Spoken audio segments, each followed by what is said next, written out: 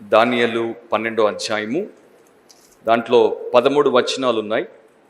వచనం వెంబడి వచనము క్లుప్తంగా మనం ఈ రాత్రి దాన్ని ధ్యానిద్దాం.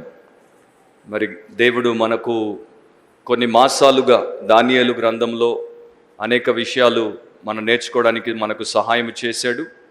వాటన్నింటిని బట్టి దేవునికి కృతజ్ఞతలు చెల్లిస్తూ మరి చివరి అధ్యాయాన్ని మనం ముగించుకోవడానికి ప్రభు మనకి కృప చూపుతున్నందుకు కూడా ఆయనకే వందనాలు చెల్లిస్తున్నాను.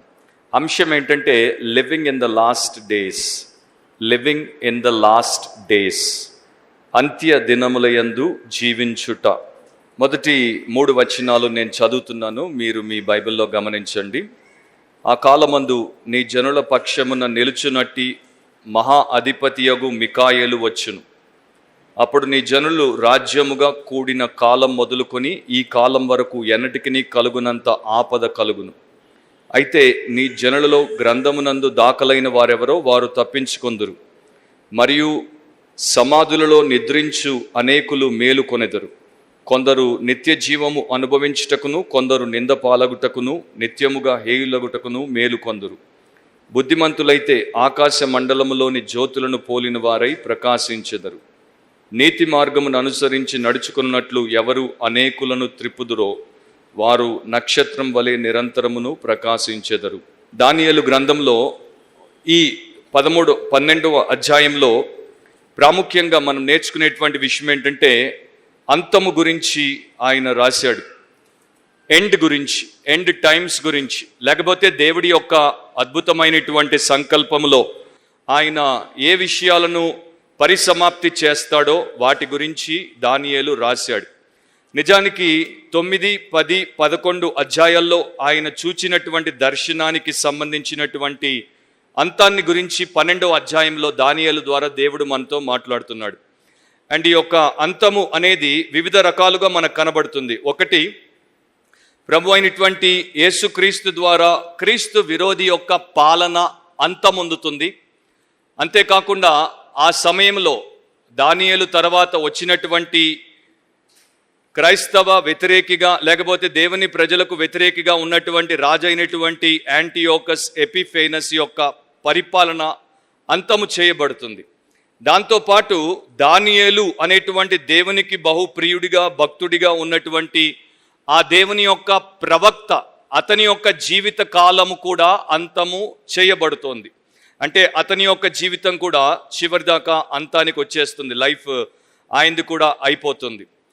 సో దీంట్లో యాంటీ క్రైస్ట్ యొక్క అంతం మాత్రమే కాదు, ఆల్మైటీ క్రైస్ట్ యొక్క మహిమ, లేకపోతే ఆయన యొక్క ఘనత, ఆయన యొక్క సామర్థ్యము, ఇవన్నీ కూడా చాలా అద్భుతంగా దేవుడు మన కొరకు రాయించాడు. ప్రధానంగా 4 విషయాలు మనం ఇక్కడ గమనించవచ్చు. ఒకటి, గ్రేట్ ట్రిబ్యులేషన్, మహాశ్రమ అని తెలుగులో అంటారు కదా, ఆ గొప్ప శ్రమల గురించి మనం గమనిస్తాం. రెండవది, జనరల్ రిజరక్షన్, అందరూ కూడా మరి పునరుద్ధానులు అవుతారు, లేకపోతే తిరిగి లేపబడతారు. దాని తర్వాత ఫైనల్ జడ్జిమెంట్, తుది తీర్పు. అండ్ దానితో పాటు eternal bliss of the saints, పరిశుద్ధుల యొక్క నిత్యమైన ఆనందం. ఇవన్నీ కూడా ఈ యొక్క 12వ అధ్యాయంలో దానియేలు ద్వారా దేవుడు తన ప్రజలకు నేర్పిస్తున్నాడు. కొన్ని సంవత్సరాల క్రితము, అంటే దాదాపు 19 సంవత్సరాల క్రితము అమెరికా దేశంలో ఒక పెద్ద కట్టడాన్ని వారు కూల్చేశారు. సియాటల్ అనేటువంటి ప్రాంతంలో కింగ్ డోమ్ అనేటువంటి ఒక పెద్ద కట్టడం ఉండేది. కింగ్ డమ్ కాదు, కింగ్ డోమ్. సో పెద్ద కట్టడాన్ని దాదాపు 24 ఏళ్ళు అది అక్కడ ఒక స్టేడియం లాగా వారి యొక్క గొప్ప గొప్ప కార్యక్రమాలన్నింటికి వాడబడింది. దాని తర్వాత వారు దాన్ని కూల్చేశారు. అయితే దాన్ని కూల్చడం మామూలు విషయం కాదు. దాన్ని కూల్చడానికి వారు ఒక కంపెనీ వారికి కాంట్రాక్ట్ ఇచ్చారు. ఆ కంపెనీ పేరు కంట్రోల్డ్ డెమాలిషన్ ఇన్కార్పొరేటెడ్. సో వారు ఈ 25,000 టన్నుల బరువైనటువంటి స్ట్రక్చర్ని కూల్చడానికి చాలా దినాలు ప్లాన్ వేశారు. ఆ ప్లాన్ వేసిన తర్వాత ఎన్నో జాగ్రత్తలు తీసుకున్న తర్వాత, నిజంగా చెప్పాలంటే ఎక్స్ట్రీమ్ మెషర్స్, అంటే చాలా విపరీత స్థాయిలో వారు జాగ్రత్తలు తీసుకున్నారు. జాగ్రత్తలు తీసుకున్న తర్వాత మరి అంతకు మునిపే వారికి 7,000 కట్టడాలను కూల్చినటువంటి అనుభవం ఉన్నప్పటికీ కూడా వారు చాలా జాగ్రత్త తీసుకున్నారు. ఎందుకంటే ఒక్క ప్రాణానికి కూడా నష్టం కలగకుండా, ఆస్తి నష్టం కలగకుండా, దీని చుట్టూ ఉన్నటువంటి పరిసర ప్రాంతాలకు ఏ రకమైనటువంటి ప్రమాదం వాటిల్లకుండా వారు జాగ్రత్తలు తీసుకున్నారు. ఆ ఇంజనీర్లు ఆ సైట్ని మాటిమాటికి చెక్ చేసి ఆ తర్వాత అక్కడ చుట్టుపక్కల ఉన్నటువంటి వారందరినీ కూడా అక్కడి నుండి ఖాళీ చేయించి వారి యొక్క ఈ డెమాలిషన్ కోసం కావలసినటువంటి అమ్యునిషన్ని కింగ్ డోమ్ చుట్టూ ఏర్పాటు చేశారు. ఏర్పాటు చేసిన తర్వాత చాలా పెద్ద పబ్లిక్ అడ్రస్ సిస్టమ్ ద్వారా చుట్టూ తిరుగుతున్నటువంటి ప్రజలందరికీ కూడా ఈ దినములో ఈ సమయం నుండి ఈ సమయం వరకు దగ్గరకు రావద్దని హెచ్చరిక చేశారు. రేడియో ద్వారా వందల మంది వారి యొక్క పనివారు దాని చుట్టూ పనిచేస్తున్నారు కనుక వారందరితో వ్యక్తిగతంగా ఇక పేల్చబోతున్నాం కనుక మీరందరూ సురక్షితమైనటువంటి ప్లేస్లోనే ఉన్నారు కదా అని కనుక్కున్నారు. ఇవన్నీ చేసిన తర్వాత డెడ్ లైన్ పెట్టుకున్నప్పుడు కూడా వారి యొక్క ఆలోచన ఏంటంటే ఒకవేళ ఎవరికైనా ప్రమాదం కలిగితే వెంటనే దాన్ని ఆపేస్తాం. సో ఇన్ని జాగ్రత్తలు తీసుకున్న తర్వాత దాన్ని వారు కూల్చేశారు ఆర్ పేల్చేశారు. ఇది నేను ఎందుకు చెప్పానంటే దేవుడు కూడా ప్రపంచము యొక్క అంతానికి లేకపోతే దేవుని యొక్క విరోధుల యొక్క అంతానికి ఆయన చాలా పకడ్బందీగా పథకం వేశాడు. ఎవరికి కూడా నిత్య నాశనం కలగకుండా, ఎవరికి కూడా ఏ రకమైనటువంటి నష్టం వాటిల్లకుండా దేవుడు చాలా జాగ్రత్తగా తన ప్రణాళికను రచించి దాని ప్రకారమే ఆయన ఒక్కొక్క అడుగు వేసుకుంటూ కాలమానం ప్రకారం ముందుకెళ్ళాడు. అది మనము ఈ వాక్యము ద్వారా చాలా స్పష్టంగా నేర్చుకోవచ్చు. బైబిల్లో తుది తీర్పు గురించి ఆ తర్వాత రాబోయేటువంటి సర్వనాశనం గురించి దేవుడు నేర్పించినప్పుడు ఆయన దాన్ని ఎలా పడితే అలా చేయడానికి ఇష్టపడలేదు. ప్రపంచంలో ఉన్నటువంటి ప్రతి ఒక్కరు విశ్వాసులు అవిశ్వాసులు అందరికి కూడా ఆయన ఒక బాగుపడ్డానికి లేకపోతే దాంట్లో నుండి బయటపడడానికి ఒక అవకాశం ఇచ్చాడు. తన వాక్యం ద్వారా, తన కుమారుడి ద్వారా, తన పరిశుద్ధాత్మ ద్వారా, తన సంఘము ద్వారా, తన సేవకుల ద్వారా, అంతెందుకు ఎన్నడూ సువార్త విననటువంటి వారికి కూడా వారిలో ఉన్నటువంటి మనస్సాక్షి ద్వారా దేవుడు రాబోయేటువంటి ఘోరమైనటువంటి పరిణామాల గురించి అంతాన్న గురించి తెలియచేసిన తర్వాత, అంటే వారందరూ ఆ యొక్క డేంజర్ నుండి బయట సేఫ్ జోన్లోనికి రావడానికి ఏర్పాటు చేసిన తర్వాతే ఆయన యొక్క అంతాన్ని తీసుకొని వస్తాడు. సో ఇది మన దేవుడిలో ఉన్నటువంటి ఒక గొప్ప లక్షణం. ఇప్పుడు మనం వచనం వెంబడి వచనం క్లుప్తంగా ధ్యానించుకుంటూ ముందుకెళ్ళిపోదాం. 1వ వచనంలో కొన్ని విషయాలు దానియేలుకు బయలుపరచబడ్డాయి. నేను మరి వాటన్నిటికి కూడా సబ్ టైటిల్స్ ఇస్తాను, మీరు కావాలంటే రాసుకోవచ్చు, లేకపోతే తర్వాత మీరు వాటిని టేప్ ద్వారా విన్నప్పుడు రాసుకోవచ్చు. 1వ వచనంలో ఈ రకంగా చెప్పాడు, ఆ కాలమందు నీ జనుల పక్షమున నిలుచునట్టి మహా అధిపతియగు మికాయేలు వచ్చును. సో మొదటిగా మనకు కనబడేది ఏంటి అంటే ద పర్సన్, ఒక వ్యక్తి ఇక్కడ మనకు కనపడతాడు. ఆ వ్యక్తి పేరు మికాయేలు. ఇతడు మానవుడు కాదు, ఇతడు దేవుని యొక్క దూత. మికాయేలు బైబిల్ గ్రంథంలో చాలా ప్రత్యేకతను కలిగినటువంటి ఒక దేవదూత. ఇక్కడేమో మహా అధిపతియగు మికాయేలు అని రాయబడింది. ఇంకొక చోట మీరు చూస్తే, అంటే యూదా పత్రిక 9వ వచనంలో మీరు చూస్తే ప్రధాన దూత అయిన మికాయేలు అని రాయబడి ఉంటుంది. సో మికాయేలు అనే ఒక దూత పేరు మనకు బైబిల్లో దేవుడు ప్రత్యేకంగా రాయించాడు. దానికి కూడా ఒక అర్థం ఉంది, అదేంటో మనకు కాసేపట్లో అర్థమవుతుంది. దేవుని దూతలు కోట్ల మంది అసంఖ్యాకంగా ఉన్నా కూడా దేవుడు 2 పేర్లు మాత్రమే వాక్యం ద్వారా ప్రపంచానికి తెలియచేశాడు. ఒకసారి ఆలోచించాలి, మిగతా దూతలు అసంఖ్యాకమైనటువంటి మేబీ 1 బిలియన్ దూతలు ఉన్నారో లేకపోతే ట్రిలియన్ దూతలు ఉన్నారో మనకు తెలియదు, కానీ ఆ దూతలందరూ కూడా ఎక్కడ కూడా నొచ్చుకున్నట్టు కానీ, ఎక్కడ కూడా వాపోయినట్టు కానీ, ఎక్కడ కూడా దేవుడి దగ్గరికి వచ్చి ఫిర్యాదు చేసినట్టు కానీ మనము అనుకోము. ఎందుకంటే వారి పేర్లు దేవుడు ఉచ్చరించకపోయినా, వారి పేర్లు దేవుడు ప్రపంచానికి తెలపకపోయినా వారు మాత్రం వారి పనిని దేవుడి కొరకు నమ్మకంగానే చేశారు. 2 పేర్లే దేవుడు ప్రపంచానికి తెలియచేయడానికి ఇష్టపడ్డాడు. దాంట్లో ఒక ఆయన పేరు మికాయేలు, ఇంకొక ఆయన పేరు గబ్రియేలు. ఇదే అధ్యాయంలో ఆ 2 పేర్లు కూడా మనకు కనబడతాయి. మికాయేలుకు ఉన్నటువంటి ప్రత్యేకత ఏంటి? క్రీస్తు విరోధి. ఎవడైతే దేవుని యొక్క ప్రజలకు శత్రువుగా ఉన్నాడో, ఎవడైతే యూదులను ఊచకోత కోయడానికి చివరి కాలంలో వస్తాడో, అతని యొక్క సమయంలో యూదుల యొక్క గార్డియన్గా, అంటే యూదుల సంరక్షకునిగా మికాయేలు అనేటువంటి దేవుని దూతను దేవుడు ప్రత్యేకంగా ఎంచుకొని మరి నియమించాడు. ఏ రకంగా మికాయేలు తన ప్రజలైనటువంటి యూదులకు సహాయము చేస్తాడో మనకి పూర్తిగా అర్థం కాకపోవచ్చు, కానీ ఆయన మాత్రమే చేయగలిగినటువంటి సహాయమును యూదులకు దేవుడు తన దూత ద్వారా అందజేస్తాడు. ఇంతకుముందు మనం పాట పాడినప్పుడు దాంట్లో దేవదూతల గురించి ఒక మాటను ఒప్పుకున్నాం, లేకపోతే ఒక పాట రూపంలో దాన్ని పాడాం. అదేంటంటే దేవదూతలు మనకు పరిచర్య చేయుట కొరకు నియమించబడ్డారు. దేవదూతలు దేవుని ప్రజల కొరకు పరిచర్య చేయడానికి మాత్రమే కాదు, వారిని పరిరక్షించడానికి కూడా నియమించబడ్డారు. మినిస్టర్ చేయడానికి మాత్రమే కాదు, వారిని ప్రొటెక్ట్ చేయడానికి కూడా దేవుడి చేత నియమించబడ్డారు. సో మీరు రాసుకొని తర్వాత ధ్యానించుకోవాలంటే యూదా పత్రికలో ఒకే అధ్యాయం ఉంటుంది. 9వ వచనంలో మికాయేలు గురించిన ప్రస్తావన కనబడుతుంది. దానియేలు 10వ అధ్యాయం 21వ వచనంలో మనం ఆల్రెడీ దాన్ని ధ్యానించాం, అక్కడ ఆయన ప్రస్తావన కనబడుతుంది. ప్రకటన గ్రంథం 12వ అధ్యాయం 7వ వచనంలో కూడా మికాయేలు అతని యొక్క దూతలు సాతాను దూతలతో యుద్ధము చేసినప్పుడు సాతాను దూతలు వీరితో తలపడి నిలవలేక పరలోకము నుండి వారు పడవేయబడ్డారు. సో మికాయేలు ఒక ప్రధాన దూతగా, లేకపోతే మహా అధిపతి అయినటువంటి దూతగా దేవుని చేత ఒక ప్రత్యేకమైన రీతిలో ఇశ్రాయేలు కొరకు వాడబడ్డాడు.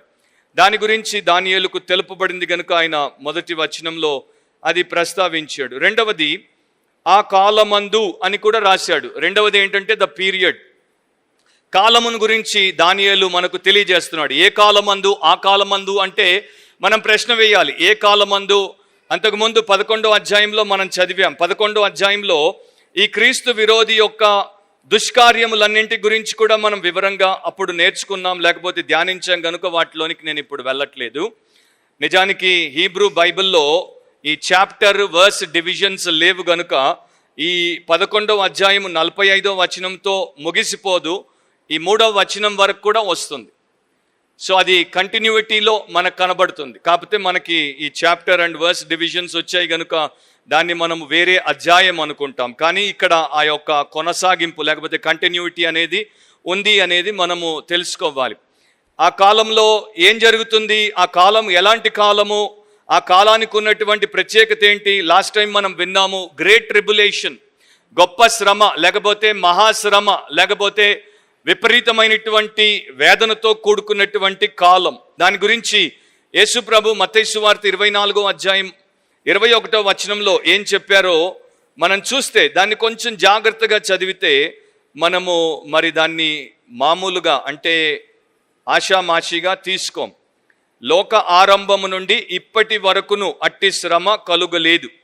అంటే ఆ పాటికి లోకము ఆరంభమై దేవుని యొక్క వాక్యం ప్రకారము 4000 సంవత్సరాలు అయిపోయింది. యేసు ప్రభు పలుకుతున్నప్పుడు 4000 సంవత్సరాల్లో ఎప్పుడు కూడా ప్రపంచంలో ఇంత దారుణమైనటువంటి శ్రమ కలుగలేదు.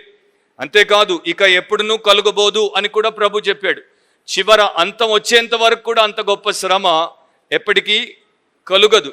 కాకపోతే ఈ శ్రమ మహాశ్రమల కాలంలో సంభవించే శ్రమ, దాని గురించే ప్రభు మాట్లాడాడు. గతంలో నేను మీకు ఆల్రెడీ నేర్పించినప్పుడు ఒక విషయాన్ని చెప్పాను. ఈ శ్రమ ఎవరికి సంబంధించింది? యూదులకు సంబంధించిన శ్రమ. ఇర్మియా గ్రంథం 30వ అధ్యాయము 7వ వచనంలో మనం అప్పుడు చదివాం. మరొకసారి నేను చదువుతాను. అయ్యో ఎంత భయంకరమైన దినము, అట్టి దినము మరి ఒకటి రాదు, అది యాకోబు సంతతి వారికి ఆపద తెచ్చు దినం, అయినను వారు దానిలో పడకుండా రక్షింపబడుదురు అని రాయబడింది.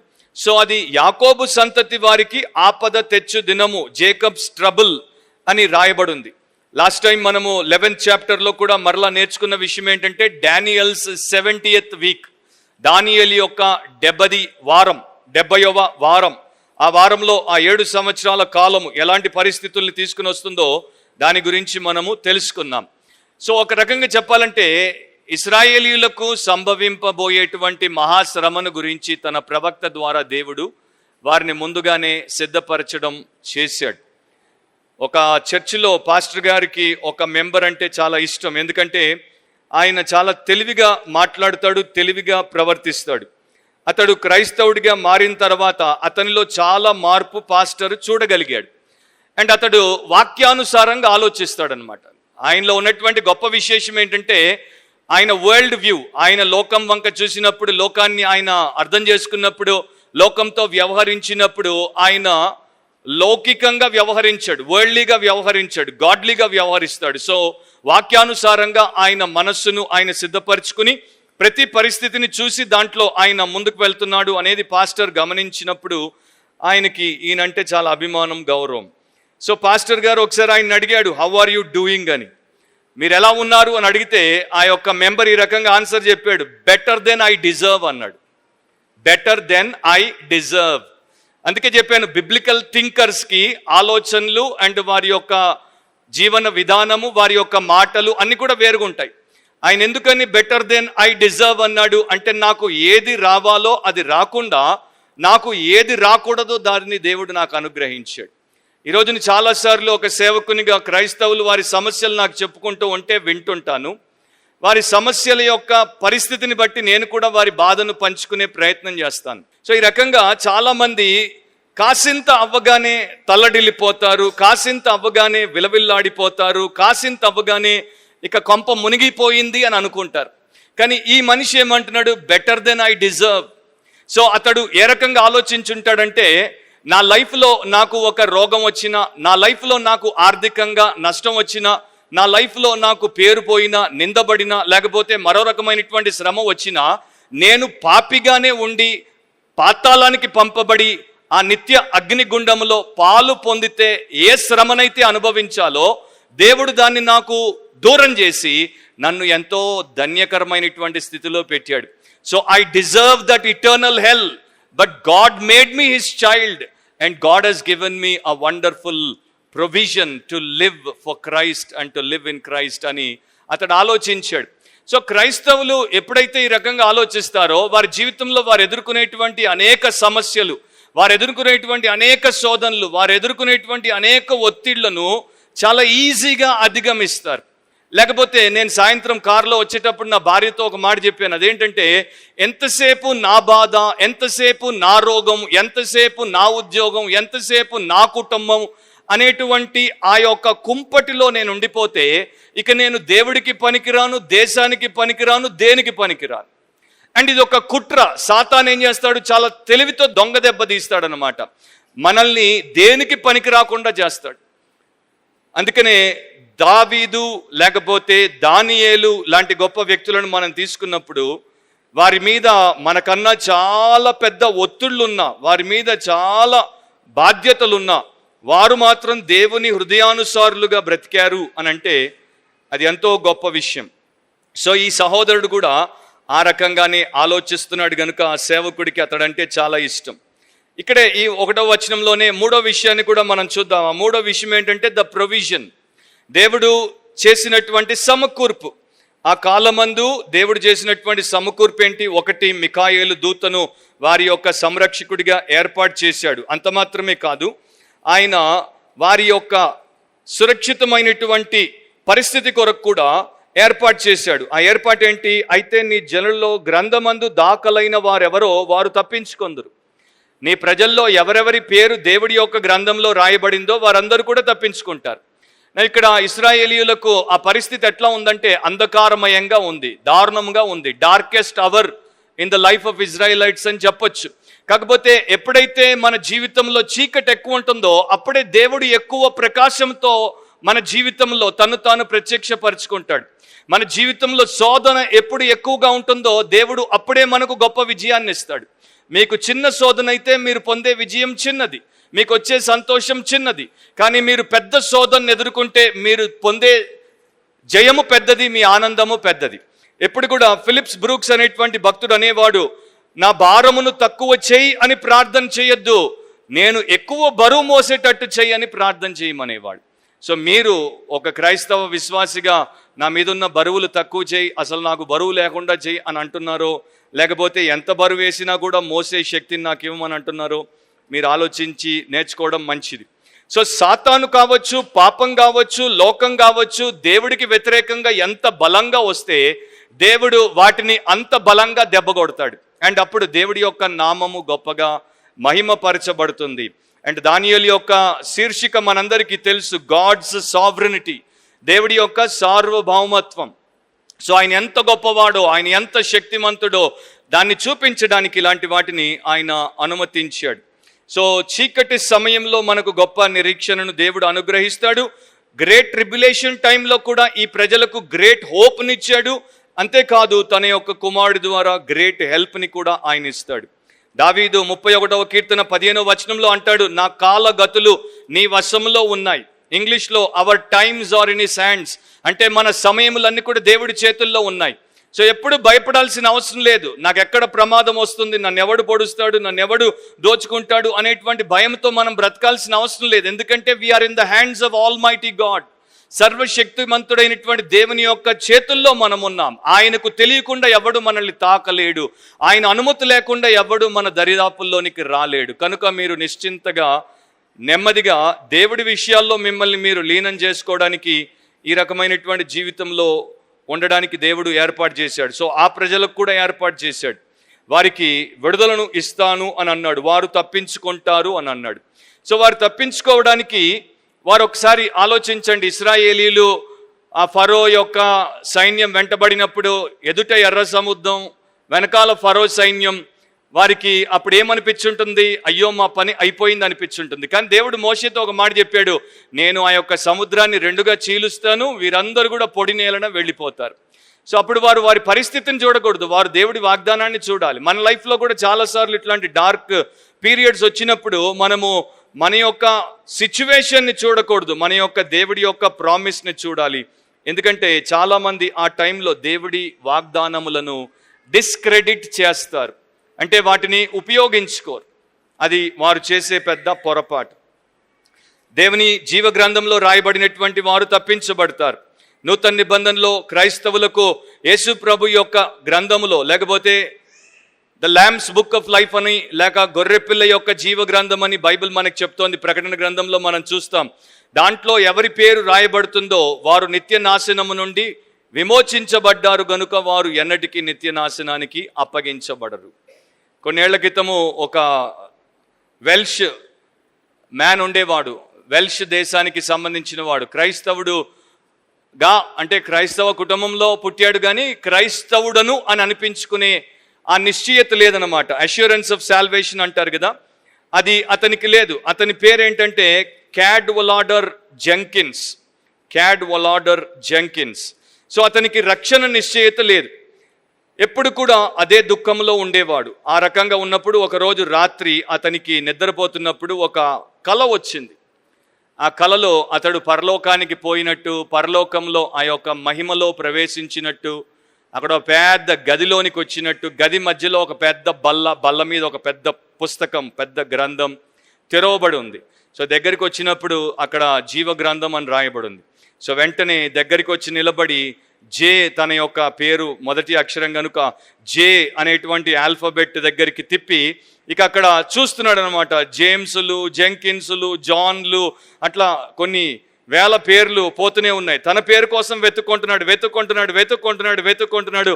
కొంత సమయం అయిన తర్వాత తన పేరు కూడా కనపడింది. బంగారు అక్షరాల్లో రాయబడినటువంటి తన పేరు కూడా క్యాడ్వలాడర్ జెంకిన్స్ అని కనపడగానే అతడికి ఎంత ఆనందం వచ్చిందంటే కల నుండి బయటకు వచ్చేసాడు. ఇక నెక్స్ట్ డే ఉదయం నుండి మధ్యాహ్నం వరకు ఇక నేల మీద లేడు, గాల్లో తేలుతున్నాడు. మధ్యాహ్నము అతడు ఇంటికి రాగానే అతడి వెనకాల ఒక అపరిచితుడు కూడా ఇంటికి వచ్చాడు. సో ఇంటికి రాగానే ఈ అపరిచితుడిని అడిగాడు, మీరెవరు అంటే, నీకు గుర్తుందో లేదో తెలియదు కానీ మీ నాన్నగారికి ఒక తమ్ముడు ఉండేవాడు. చిన్నప్పుడే, అంటే వారిద్దరు చిన్నగా ఉన్నప్పుడే ఆ తమ్ముడు ఆస్ట్రేలియా దేశానికి వెళ్ళిపోయాడు. ఆస్ట్రేలియా దేశంలోనే బ్రతికేశాడు, అక్కడే పెళ్లి చేసుకున్నాడు. ఆయన ఒక కొడుకుని కన్నాడు, ఆ కొడుకుని నేను. సో నేను నీ కజిన్ని అని చెప్పాడు. నేను నా యొక్క బంధువులందరినీ చూడాలని ఈ దేశానికి మిమ్మల్ని తెలుసుకొని ఇక్కడికి వచ్చాను అని చెప్పినప్పుడు ఇతడు లోపలికి రా అని చెప్పేసి లోపలికి తీసుకుని వచ్చాడు. లోపలికి తీసుకుని వచ్చిన తర్వాత ఇద్దరు కూర్చునే టైంలో నీ పేరేంటి అని అడిగాడు. సో ఈయన ఈ క్యాడ్వలాడర్ ఆయన్ని అడిగితే అతడు కొంత మొహమాట పడి, కొంత సిగ్గుపడి, నా పేరు చెప్తే ఏమనుకోరు కదా, ఎందుకంటే మా నాన్నకి నీ పేరంటే చాలా ఇష్టము, అందుకని మా నాన్న నాకు కూడా క్యాడ్వలాడర్ జెంకిన్స్ అని పెట్టాడు. ఇక ఆ కొన్ని గంటలు ఇతనికి ఉన్నటువంటి ఆనందము ఆవిరైపోయింది. ఇప్పుడు ఇతని డౌట్ ఏంటంటే, అక్కడ జీవ గ్రంథంలో రాసింది వీడి పేరా లేకపోతే నా పేరా? కాకపోతే ఆ కలలో అతడు ఆ రకంగా చూచాడు అని అతడు చెప్పిన తర్వాత ఒప్పుకున్నటువంటి విషయం ఏంటంటే, ఏ నరుడు కూడా వాని పేరు యేసు ప్రభు ద్వారా ఆయన యొక్క జీవ గ్రంథంలో రాయబడకపోతే దాని దగ్గరికి పోయి చూసే అవకాశమే ఉండదు.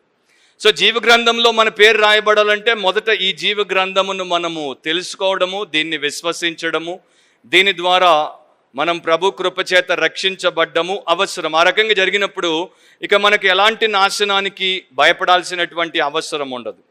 2వ వచనాన్ని మీరు గమనిస్తే అక్కడ మరో విషయాన్ని మనం చూస్తాం. ద పీపుల్, ప్రజలు, లేకపోతే ఇక్కడ జనులు అని ఉంది.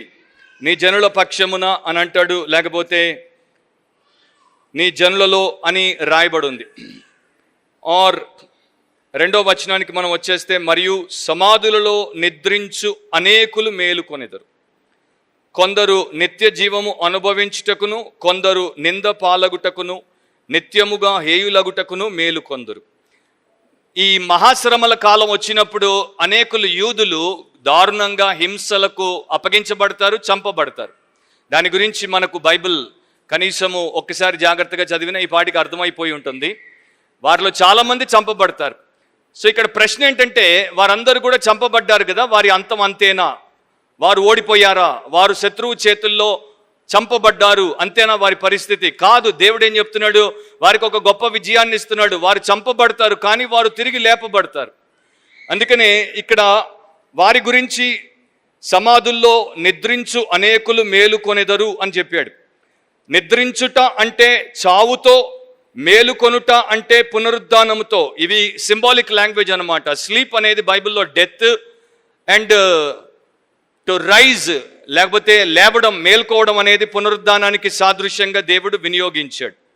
ఒక చోట న్యూ టెస్టమెంట్లో, అది మీరు తర్వాత మీ స్టడీలో చూసుకోండి, అక్కడ అందరూ అని ఉంటుంది, కానీ ఇక్కడేమో దానియేలు ప్రత్యేకంగా అందరూ అనలేదు, అనేకులు అన్నాడు. సో చనిపోయినటువంటి వారందరూ కూడా తిరిగి లేపబడతారు, వారు పునరుద్ధాన పరచబడతారు. ఒక రకంగా మీరు ఆలోచిస్తే మానవుడి యొక్క అంతం ఏంటి అంటే మరణము అని ఒప్పుకుంటారు అందరూ. మరణం మీద ఎవరైతే విజయాన్ని సాధిస్తారో అదే అత్యధిక విజయం. యేసు ప్రభు శిలువ మరణం తర్వాత భూస్థాపనం, తర్వాత పునరుత్థానం ద్వారా ఆయన ఏం చేశాడంటే ప్రపంచానికి ఆయన యందు విశ్వాసం ఉంచినటువంటి వారికి నిజమైన ఘనమైనటువంటి విజయాన్ని తెచ్చిపెట్టాడు. అపోస్తలుడైన పౌలు 2వ తిమోతికి రాసినప్పుడు 1వ అధ్యాయంలో ఈ రకంగా రాశాడు. 10వ వచనం, అది కింద భాగంలో చదువుతున్నాను. ఆ క్రీస్తు యేసు మరణమును నిరర్ధకము చేసి జీవమును అక్షయతను సువార్త వలన వెలుగులోనికి తెచ్చాను. సో యేసు ప్రభు మరణాన్ని నిరర్ధకం చేసి జీవాన్ని, అక్షయతను, ఇమోర్టాలిటీని ఆయన వెలుగులోనికి తీసుకుని వచ్చాడు. సో వీరు లేపబడతారు, పునరుద్ధాన పరచబడతారు అని అంటే అర్థం ఏంటి? దేవుడు వారికి అలాంటి గొప్ప ఘన విజయాన్ని ఇస్తాడు. ఒక్కసారి ఒక వ్యక్తి శ్రమల పాలై ఆ తర్వాత చంపబడిన వారి అంతము అయిపోలేదు, వారు తిరిగి లేపబడతారు. ఇది ఒక గొప్ప సంతోషకరమైనటువంటి విషయం. పాత నిబంధనలో పునరుద్ధానము గురించి ఎక్కువగా మనము చదువము, ఎక్కువగా వారి మధ్య ప్రస్తావించబడినట్టు మనం చూడం. కాకపోతే కొంత అస్పష్టంగా అది ఓల్డ్ టెస్టమెంట్లో కూడా మనకు కనబడుతుంది. ఒక వచనాన్ని నేను మీకు చదువుతాను. యోబు గ్రంథం 19వ అధ్యాయము 26వ వచనం. యోబు 19:26. ఈలాగు నా చర్మము చీకిపోయిన తర్వాత శరీరముతో నేను దేవుని చూచెదను. సో ఆయనకి ఎక్కడో కాస్త మసకగా ఇలాంటి పరిస్థితి దేవుడు నా కొరకు ఏర్పాటు చేశాడు అని అనిపించింది కనుకనే యోబు అందరికన్నా మొదట్లో బ్రతికి వెళ్ళిపోయినటువంటి వాడు. ఆయన చేతుల్లో అసలు దేవుని వాక్యము ఎంతవరకు ఉండిందో, ఏ రకంగా ఉండిందో కూడా మనకు బొత్తిగా తెలియదు. అలాంటి వ్యక్తి రకంగా పలికాడంటే మరి వారికి ఎలాంటి విశ్వాసం ఉండిందో అర్థం చేసుకోవచ్చు. కాకపోతే అస్పష్టంగా ఉన్నప్పుడే వారు అలా బలంగా చెప్పగలిగితే ఇంకెంతో స్పష్టంగా ఉన్నటువంటి మనము ఇంకెంత బలంగా ఒప్పుకోగలగాలి. యోహాను సువార్త 5వ అధ్యాయంలో యేసు ప్రభు ఈ రకంగా చెప్పారు. 28-29. దీనికి ఆశ్చర్యపడకుడి, ఒక కాలము వచ్చుచున్నది, ఆ కాలమున సమాధులలో నున్న వారందరూ ఆయన శబ్దము విని మేలు చేసిన వారు జీవ పునరుద్ధానమునకును, కీడు చేసిన వారు తీర్పు పునరుద్ధానమునకును బయటికి వచ్చెదరు. అక్కడ దానియేలు విషయంలో యూదుల గురించి గనుక అనేకులు అన్నాడు, ఇక్కడేమో ప్రపంచం అంతటి గురించి మాట్లాడుతున్నాడు గనుక అందరూ అంటున్నాడు. సో ప్రపంచంలో నరులుగా ఉన్నటువంటి ప్రతి ఒక్కరూ చనిపోయిన తర్వాత తిరిగి లేపబడతారు. 2 రకాలుగా లేపబడతారు. మొదట నీతిమంతులు లేపబడతారు, తర్వాత పాపులు లేపబడతారు. సో 2 రిజరెక్షన్ల గురించి యేసుప్రభు ఇక్కడ మనకి చెప్పాడు. అయితే మొదట నీతిమంతులు లేపబడినప్పుడు మేలు చేశారు గనుక జీవ పునరుద్ధానమునకు, అండ్ రెండవదిగా పాపులు లేపబడినప్పుడు కీడు చేశారు గనుక తీర్పు పునరుద్ధానమునకు వారు లేపబడతారు. ఇక్కడ కూడా దానియేలు రాశాడు, నిత్య జీవము కొరకు కొందరు లేపబడతారు, మిగతా వారు నింద పాలగుటకు నిత్యము హేయులుగా మిగిలిపోవడానికి లేపబడతారు. ఇప్పుడు ఒక గంభీరమైనటువంటి ప్రశ్న, ఇక్కడ ఉన్నటువంటి ప్రతి ఒక్కరు, ఇక్కడ ఉన్నటువంటి చిన్నపిల్లలు, పెద్దలు, ముసలివారు అందరూ కూడా ఏదో ఒక రోజున చనిపోతారు. యేసుప్రభు ఒకవేళ త్వరలో వచ్చి మనకి ఇంకా జీవం ఉన్నప్పుడే మనల్ని ఆయన ర్యాప్చర్ చేయకపోతే మనం అందరము తప్పకుండా చనిపోతాం. అదైతే ష్యూర్ షాట్. సో చనిపోయిన తర్వాత మనం అందరము లేపబడతాం. విశ్వాసములో ఉండి చనిపోతే, దేవుడి యందు నీతిమంతులముగా ఉండి చనిపోతే మనమందరము మేలు కొరకు లేపబడతాం, నిత్య జీవం కొరకు లేపబడతాం. అవిశ్వాసులముగా ఉండి చనిపోతే, నీచులముగా ఉండి చనిపోతే కీడు కొరకు, శిక్ష కొరకు, నిత్యము నింద పాలవడానికి హేయులముగా, అంటే అందరి చేత అసహించుకునేటట్టు మనము లేపబడతాం. ఈ రోజున ఒకరు ఒక మాట అంటే పడలేనటువంటి మనము ఫర్ ఎవర్ కండెమ్డ్గా, అంటే నిత్యము హేయులముగా, అంటే ఇక మనము ఎప్పటికి కూడా చెరిపి వేసుకోలేనటువంటి నీచుడు అనేటువంటి ముద్ర, నీచురాలు అనేటువంటి ముద్ర, నిత్యత్వము ఎలా మోయగలం? కనుక ఇది చాలా గంభీరమైనటువంటి విషయం. ఈ పునరుద్ధానము కొరకు ప్రతి ఒక్కరూ ప్రాణం ఉన్నప్పుడే సిద్ధపడిపోవాలి. అప్పుడే వారు సరైనటువంటి పునరుద్ధానంలో పాలి భాగస్థులు అవుతారు. 3వ వచనంలో బుద్ధిమంతులైతే ఆకాశ మండలములోని జ్యోతులను పోలిన వారై ప్రకాశించెదరు అని రాశాడు. దీంట్లో ఇంకొక పాయింట్ ఏంటంటే ద ప్రూడెంట్, అది మీరు రాసుకోవచ్చు. బుద్ధిమంతుల గురించి మాట్లాడుతున్నాడు. ఈ బుద్ధిమంతులు ఎవరు? నీతిమంతులే బుద్ధిమంతులు. బైబిల్ గ్రంథంలో ఎవరెవరైతే పాపులుగా ఉన్నారో వారందరూ మూర్ఖులు, అండ్ ఎవరెవరైతే మూర్ఖులుగా ఉన్నారో వారందరూ పాపులు. ఎవరెవరైతే క్రీస్తు చేత జ్ఞానోదయం పొంది నీతిమంతులుగా తీర్చబడ్డారో, ఎవరైతే ఆయన వాక్యాన్ని ఆధారం చేసుకుంటారో, ఆత్మానుసారంగా నడుస్తారో వారే బుద్ధిమంతులు. సో ఇది ఎప్పుడు మీరు దృష్టిలో పెట్టుకోండి. నేను బుద్ధిమంతుడను, నేను బుద్ధిమంతురాలను అని మీకున్నటువంటి డిగ్రీని బట్టి అనుకోవద్దు, మీకున్నటువంటి అనుభవాన్ని బట్టి అనుకోవద్దు, మీకున్నటువంటి ప్రపంచ ప్రశంసలను బట్టి అనుకోవద్దు. దేవుడి దృష్టిలో బుద్ధిమంతులు ఎవరు అంటే నీతిమంతులుగా చేయబడ్డవారు. దేవుని దృష్టిలో మూర్ఖులు ఎవరంటే ఇంకా పాపులుగా ఉన్నటువంటి వారు. ప్రధానంగా ఇక్కడ దానియేలు యొక్క గుంపు గురించి మాట్లాడుతున్నాడు. దానియేలు, షద్రకు, మెషకు, అబేద్నగో. బైబిల్ చెప్పకపోయినప్పటికీ దానియేలు అతని 3 స్నేహితుల చేత ఆ దేశంలో బబులోనులో వారు దాదాపు 10 ఏళ్ళు ఉన్నారు కనుక మరికొంతమంది ప్రభావితులయ్యారు. అది 11వ అధ్యాయంలో మనం గమనించాం. సో ఈ ప్రభావితులైనటువంటి వారందరూ ఏం చేస్తున్నారు? వారందరూ దేవుడి పక్షమున, దేవుని వాక్యానుసారంగా తమను తాము సిద్ధపరచుకుంటున్నారు కనుక వీరందరూ బుద్ధిమంతులు. వీరి యొక్క భవిష్యత్ ఎట్లా ఉంటుంది? ఆకాశ మండలములోని జ్యోతులను పోలిన వారై ప్రకాశిస్తారు అని దేవుడు చెప్తున్నాడు. సో బుద్ధిమంతులుగా బ్రతికినటువంటి వారికి కలిగేటువంటి ప్రతిఫలం ఏంటో ఆయన చెప్తున్నాడు. దాంట్లోనికి నేను వెళ్ళక మునుపు బుద్ధిమంతుల గురించి కొన్ని మాటలు మీకు తెలియజేసి దాంట్లోనికి వెళ్తాను. ఈ రోజున ప్రపంచంలో ఉన్నంత అంటే విజ్ఞానము లేకపోతే నాలెడ్జ్ మరెప్పుడు అంతకు మునుపు ఎప్పుడూ లేదు. జస్ట్ ఒక ఎగ్జాంపుల్ చెప్తాను. 15th సెంచరీలో ఒక సంవత్సరం అంతట్లో వారు కొన్ని వందల పుస్తకాలు ప్రింట్ చేసేవారు, కానీ ఇప్పుడు కొన్ని బిలియన్స్ పుస్తకాలు ప్రింట్ చేస్తున్నారు. అసలు మీరు ₹1 కూడా ఖర్చు పెట్టకుండా గూగుల్కి వెళ్ళిపోతే, మీకు ఓపిక ఉంటే మీరు బిలియన్స్ ఆఫ్ పేజెస్ని చదవచ్చు. అంటే అంత విస్తారమైనటువంటి విద్యను అందుబాటులోనికి ఈ రకంగా తీసుకుని వచ్చారు. ఎన్నో స్కూల్స్ ఉన్నాయి, కాలేజెస్ ఉన్నాయి, యూనివర్సిటీస్ ఉన్నాయి, ఇంకా అనేక రకాలైనటువంటి కోచింగ్ సెంటర్స్ ఉన్నాయి. వీటి నిండా కూడా మనకు ఎడ్యుకేషన్ ఉన్నప్పటికీ ఇప్పుడు మేధావులు ఒప్పుకునేది ఏంటంటే ఎంత ఎడ్యుకేటెడ్ అయినా ఈ రోజున, ఎంత సొఫిస్టికేటెడ్ అయినా ఈ రోజున చాలా మందికి కామన్ సెన్స్ లేదు. దాన్ని ఇంకో రకంగా ఇంగ్లీష్ వాళ్ళు హార్స్ సెన్స్ అనేవారు. సో కామన్ సెన్స్ లేదన్నమాట చాలా మందికి. వారికి డిగ్రీ ఉండొచ్చు కానీ కామన్ సెన్స్ ఉండదు. సో ఇప్పుడు ఎడ్యుకేషన్ ఏ రకంగా ఉందంటే, ఇప్పుడు ఒకప్పుడు ఎడ్యుకేట్ చేసేవారు, ఒకప్పుడు ఒక వ్యక్తికి ఒక అంశం నేర్పితే వాడు దాన్ని ఎప్పటికీ మర్చిపోయేవాడు కాదు, దాన్ని వాడి జీవితంలో భాగంగా చేసుకునేవాడు. కానీ ఇప్పుడు ఒక అంశాన్ని నేర్పితే జస్ట్ జీతం కోసం వాడుకుంటున్నాడు, అది వాడి జీవితంలో భాగంగా మారట్లేదు. సో ఇప్పుడు అకాడమిషియన్స్ ఏమంటారంటే we are being programmed, we are not being educated. ఇప్పుడు మనము విద్యావంతులముగా మారట్లేదు, మనల్ని ప్రోగ్రామ్ చేస్తున్నారు. కంప్యూటర్లో ఒక సాఫ్ట్వేర్ ప్రోగ్రామ్ పెట్టినట్టు మన బుర్రలో కూడా ఒక సబ్జెక్ట్ని ప్రోగ్రామ్ చేసి పెడుతున్నారు. అది మనకు ఆ టైంలో పనికొస్తే పనికొస్తుంది, లేకపోతే పనికిరాదు. బైబిల్ ప్రకారము జ్ఞానము అంటే దేవుడు మనకు తెలియజేసినటువంటి విషయాలను సరైన రీతిలో వాడుకోవడం. అండ్ బైబిల్లో జ్ఞానము అంటే దేవుని యందు భయభక్తులు కలిగి ఉండుట, పాపమును విడిచిపెట్టుట, దేవుని చిత్తానికి మనల్ని మనం లోబరుచుకొనుట, ఇది జ్ఞానం. ఈ జ్ఞానం ప్రపంచానికి సంబంధించింది కాదు, ఇది పైనుండి వచ్చేటువంటి జ్ఞానం.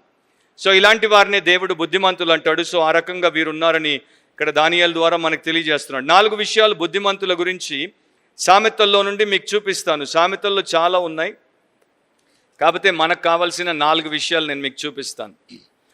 మొదటి సామెత 5వ వచనం, జ్ఞానం గలవాడు విని పాండిత్యము వృద్ధి చేసుకొనును, వివేకము గలవాడు ఆలకించి నీతి సూత్రములను సంపాదించుకొనును. దైవికంగా ఎవడైనా జ్ఞాని అంటే అతడేం చేస్తాడు? దేవుని వాక్యంలో ఉన్నటువంటి పాండిత్యాన్ని వృద్ధి చేసుకుంటాడు. దానికోసం ఎంత కష్టమైనా, ఎంత దూరమైనా, ఎంత భారమైనా, ఎంత సమయమైనా కేటాయిస్తాడు. అతని యొక్క ఏకైక ఉద్దేశము, ఆశయం ఏంటంటే దైవ జ్ఞానమును నేను పెంపొందించుకోవాలి. వివేకము గలవాడు ఆలకించి నీతి సూత్రములను సంపాదించుకుంటాడు. ప్రతినిత్యము దేవుడి వాక్యంలో ఉన్నటువంటి నీతి, దేవుడి వాక్యంలో ఉన్నటువంటి ఆత్మీయ సత్యములను విపరీతంగా తెలుసుకోవాలి అనేటువంటి కాంక్షతో జ్ఞాని ఉంటాడు. అది మొదటి లక్షణం. రెండవ లక్షణము సామెత 10వ అధ్యాయము 8వ వచనం,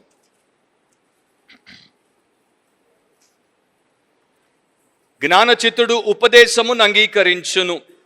సో ఎవరికైతే జ్ఞానం ఉంటుందో, ఎవడైతే జ్ఞానం చేత నడిపించబడతాడో వాడికి దేవుడు ఇవ్వబడిన ఉపదేశం అంటే దేవుడు స్వయంగా తన యొక్క రాతపూర్వకమైనటువంటి ఉపదేశం ఇచ్చిన, తన ప్రవక్త ద్వారా ఇచ్చిన, సేవకుడి ద్వారా ఇచ్చిన, మరొకరి ద్వారా ఇచ్చిన, అతడు దాన్ని అంగీకరిస్తాడు, బేషరతుగా అంగీకరిస్తాడు. ఎలాంటి ఆంక్షలు, ఎలాంటి సాకులు, ఎలాంటి కారణాలు, ఎలాంటి ఆటంకాలు లేకుండా అంగీకరిస్తాడు. జ్ఞానికి ఉండే లక్షణం ఏంటంటే చెప్పడం ఆలస్యం, ఆలకించడమే కాదు దాన్ని అవలంబించేస్తాడు. సో అతడు చక్కగా దాన్ని గైకొంటాడు. సో దానికి విధేయత చూపుతాడు. మూడో విషయాన్ని మీరు చూస్తే అక్కడే 14వ సామెత 16వ వచనం, జ్ఞానము గలవాడు భయపడి కీడు నుండి తొలుగును. జ్ఞానము వాక్యము ద్వారా వచ్చింది గనుక, పైనుండి వచ్చింది గనుక, అతనికి కీడేంటో మేలేంటో దేవుడు స్పష్టతనిచ్చాడు గనుక అతడు మేలుకరమైనటువంటి విషయాల్లోనే పాలిభాగస్తుడిగా ఉంటాడు. కీడు నుండి, చెడు నుండి, దుర్మార్గత నుండి, నష్టము నుండి అతడు వైదొలిగిపోతాడు. దాంట్లో కాలు పెట్టి చూస్తా, దాంట్లో చెయ్యి పెట్టి చూస్తా, కాల్తే తీస్తా అనడు. దాని దగ్గరికే పోకుండా జాగ్రత్త పడతాడు. ఎక్స్పెరిమెంట్లు చేయడు. ఈ రోజున చాలాసార్లు చాలామంది పాపముతో ఎక్స్పెరిమెంట్లు చేసి పతనం అయిపోతున్నారు. ఆ రకంగా జ్ఞానము కలిగిన వారు చెయ్యరు. పోలండ్ దేశంలో ఒక రాజుగా బోలెస్లాస్ అనేటువంటి వ్యక్తి కొంతకాలము పరిపాలన చేశాడు. ఆయనకు తండ్రి అంటే చాలా గౌరవం, తండ్రి అంటే చాలా ప్రీతి. సో తండ్రి యొక్క చిత్రపటాన్ని చేయించుకున్నాడు. అతడు యవన కాలము నుండి తన తండ్రి చిత్రపటాన్ని ఎప్పుడు కూడా తన వెంట పెట్టుకునేవాడు. అతడు ఏదైనా పెద్ద నిర్ణయం చేయాలంటే ఆ చిత్రపటం ముందు కూర్చునేవాడు. కూర్చుని తండ్రి వంక చూసేవాడు. నా నిర్ణయము ఈయనకు అవమానం తెస్తుందా, నా నిర్ణయము ఈయన బాధపడేటట్టు చేస్తుందా, లేకపోతే నా నిర్ణయాన్ని ఈయన మెచ్చుకుంటాడా, ఆమోదిస్తాడా. అతడు ఇంకొక పని చేయబోయినప్పుడు కూడా తండ్రి చిత్రపటం ముందు కూర్చొని ఇతడు దీన్ని ఇష్టపడ్డా అని చేసేవాడు. ఒక రాజు, ఒక దేశానికి రాజు ఈ అభ్యాసాన్ని, ప్రాక్టీస్ని చేసేవాడు. తన ఫాదర్ యొక్క పోర్ట్రేట్ ముందు కూర్చొని ఇది ఈయన నచ్చుతాడా, మెచ్చుతాడా అని ఆలోచించేవాడు. ఈ రోజున మనకి దేవుడి యొక్క పోర్ట్రేట్లు, దేవుడి యొక్క పిక్చర్లు, జీసస్ యొక్క పిక్చర్లు పెట్టుకొని కూర్చోవలసిన పని లేదు. కానీ గాడ్స్ మైండ్ యొక్క పిక్చర్ ఇక్కడ ఉంది, గాడ్స్ విల్ యొక్క పిక్చర్ ఇక్కడ ఉంది, గాడ్స్ పర్పస్ యొక్క పిక్చర్ ఇక్కడ ఉంది. దీన్ని మనం చూస్తే కీడు నుండి, దేవుడికి ఇష్టం లేనటువంటి విషయాల నుండి, నా దేవుడి నామమును దూషణ పాలు చేయకుండా ఎలా జాగ్రత్త పడాలో నేను తెలుసుకుంటాను, మీరు తెలుసుకుంటారు. ఈరోజున ఒక ప్రార్థన చేశాం. భారతదేశంలో ఉన్నటువంటి విశ్వాసులందరూ ఆసక్తితో దేవుని మహిమను వెదుకున్నట్లు అని అంటే దాని అర్థం ఏంటి? ప్రార్థనలో దేవుడి మహిమ, వాక్యంలో దేవుడి మహిమ, సంఘంలో దేవుడి మహిమ చూడడం అది కరెక్టే. కానీ నా ఉద్దేశం అది కాదు.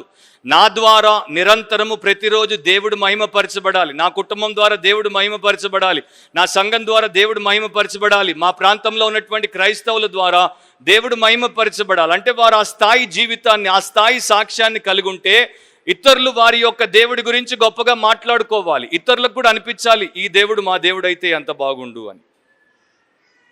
4వ విషయం, సామెత 11వ అధ్యాయం 30వ వచనం. నీతిమంతులు ఇచ్చు ఫలము జీవవృక్షం, జ్ఞానము గలవారు ఇతరులను రక్షించుదురు. సో జ్ఞాని తన్ను తాను రక్షించుకోవడమే కాదు, జ్ఞాని తన్ను తాను ప్రొటెక్ట్ చేసుకోవడమే కాదు, ఇతరులను కూడా ప్రొటెక్ట్ చేస్తాడు, ఇతరులను కూడా సేవ్ చేస్తాడు. ఇంగ్లీష్లో బాగుంటుంది అనుకుంటాను, a vice man wins souls అని. సో ఆత్మలను సంపాదిస్తాడు. ఈ రోజున క్రీస్తు కొరకు అనేకులు సువార్త ద్వారా ఆత్మలను సంపాదించలేకపోవడానికి మనం ఎన్నో కారణాలు చెప్పొచ్చు. కానీ ప్రధానమైన కారణం ఏంటంటే వారిలో జ్ఞానము కొదువగా ఉంది. సో మీరు దైవ జ్ఞానముతో నిండి ఉంటే, దైవ జ్ఞానం ఏంటో ఈ పాటికి మీకు అర్థమైపోయి ఉండాలి, అది మీలో ఉంటే తప్పకుండా దేవుడు మీ ద్వారా ఆత్మలను రక్షిస్తాడు. ఆయనే రక్షిస్తాడు, కానీ మీ ద్వారా. సో నా ద్వారా దేవా నీవు ఆత్మల్ని రక్షించు, నా ద్వారా ఒక నలుగురిని పరలోక రాజ్యానికి తీసుకురా అంటే దేవుడు మన ముందు పెట్టిన షరత్ ఇదే, నీవు జ్ఞానిగా మారు, నీవు బుద్ధితో నడువు, అప్పుడు నిన్ను అనేకులను నేను నా కొరకు తిప్పేటట్టు వాడుకుంటాను.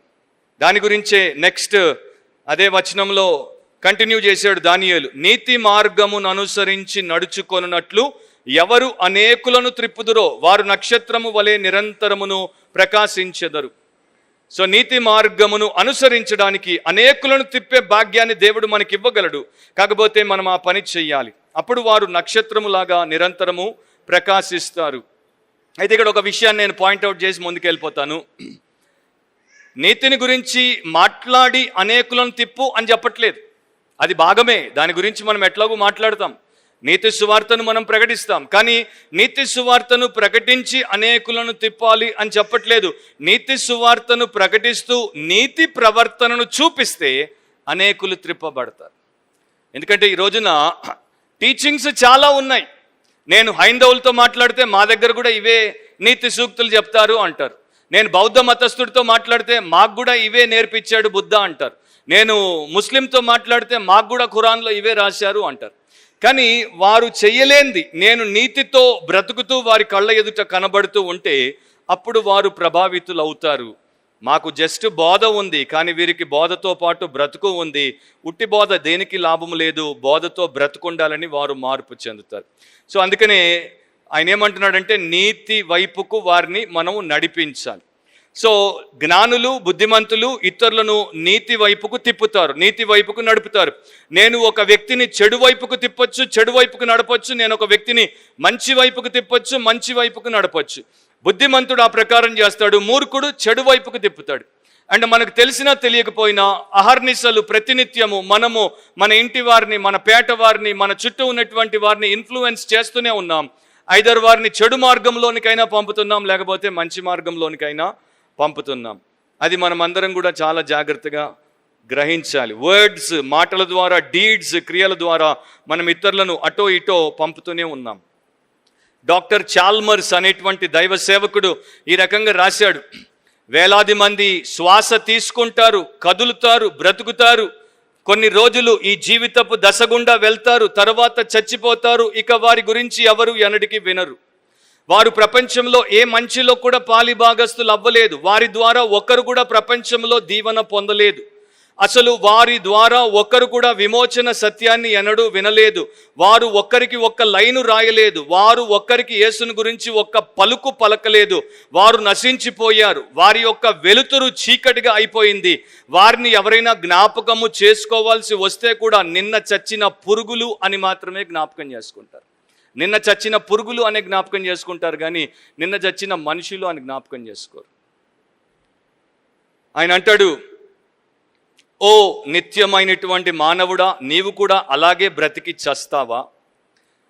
దేనికైనా ఒక మంచి దాని కోసం బ్రతుకు, ఏదైనా మంచి చెయ్యి. నీ యొక్క గుణమును ఒక స్తూపముగా విడిచిపెట్టు. ఆ స్తూపం ఎలా ఉండాలంటే కాలము అనేటువంటి తుఫాను దాన్ని తుడిచిపెట్టకుండా, నాశనం చేయకుండా నిత్యత్వంలో అది నిలిచిపోవాలి. ప్రతి సంవత్సరము నిన్ను 1000 మంది ఎదుర్కొంటారు కదా, ఆ 1000 మంది హృదయాల మీద నీవు కనికరము, ప్రేమ, దయ అనేటువంటి ఆ విషయాలతో నీ పేరు రాసేసుకో. అండ్ ఎన్నటికీ వారి హృదయాల మీద నీ పేరు మరువబడదు, తుడపబడదు. ఎక్కడో ఇంటి మీద పేరు రాసి పెట్టుకోవడం కాదు, గేట్ మీద పేరు రాసి పెట్టుకోవడం కాదు, గేట్ మీద పి ఉపేందర్ PhD అని పెట్టుకోవడం కాదు. మనిషి యొక్క హృదయముల మీద కనికరంతో, ప్రేమతో, దయతో, జాలితో, క్షమాపణతో, సత్యముతో నీ పేరు చిరస్థాయిలో నిలిచిపోయేటట్టు రాసుకో అంటాడు ఆయన. యూజిన్ పీటర్సన్ దీని గురించే పారాఫ్రేజ్డ్ బైబిల్లో ఈ రకంగా రాశాడు, those who put others on the right path to life will glow like stars for ever. ఇతరులను సరైనటువంటి నీతి మార్గంలో ఎవరైతే పెడతారో వారు నిత్యము నక్షత్రముల వలె, జ్యోతుల వలె వెలిగిపోతారు. సో ఇక్కడ మీరు క్రికెటర్ స్టార్లను తీసుకోండి, 4 రోజుల ముచ్చట. ఫిల్మ్ స్టార్లను తీసుకోండి, 4 రోజుల ముచ్చట.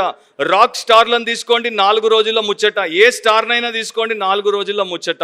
ఒకే ఒక స్టార్ నిత్యము ఉంటుంది. ఆ స్టార్ ఎవరంటే బుద్ధిమంతుడు, నీతిమంతుడు, దేవుడి కొరకు వాడబడినవాడు. స్పర్జన్ భక్తుడు ఒక మాట అంటాడు, సువార్తను మనము ఎవరి మీద కూడా భయపెట్టి లేకపోతే బెదిరించి రుద్దలేము.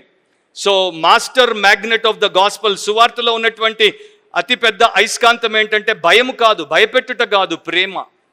సో లవ్ ద్వారా మనము ఒకరిని క్రీస్తు దగ్గరికి నడిపించాలి, కానీ ఒకరిని భయపెట్టి మనం క్రీస్తు దగ్గరికి నడిపించకూడదు అని అంటాడు. సో ఇది ఆత్మానుసారముగా క్రీస్తు కేంద్రీకృతమైనటువంటి దైవ భక్తితో కూడినటువంటి జీవితాలు జీవించేటువంటి వారు ఈ రకంగా ఉంటారు. సో నేను నీతిగా ఉంటే ఇతరులను నీతితో నడిపించడానికి లేకపోతే నీతి వైపు తిప్పడానికి అవకాశం ఉంటుంది. అండ్ మనం విశ్వాసులముగా ఇది మన మ్యాండేట్, ఇది మన మిషన్, ఇదే మన మినిస్ట్రీ అని గుర్తుపెట్టుకోవాలి. ఇప్పుడు చాలా తక్కువ మంది ఏమంటున్నారు, be righteous and lead others to righteousness అని అంటున్నారు.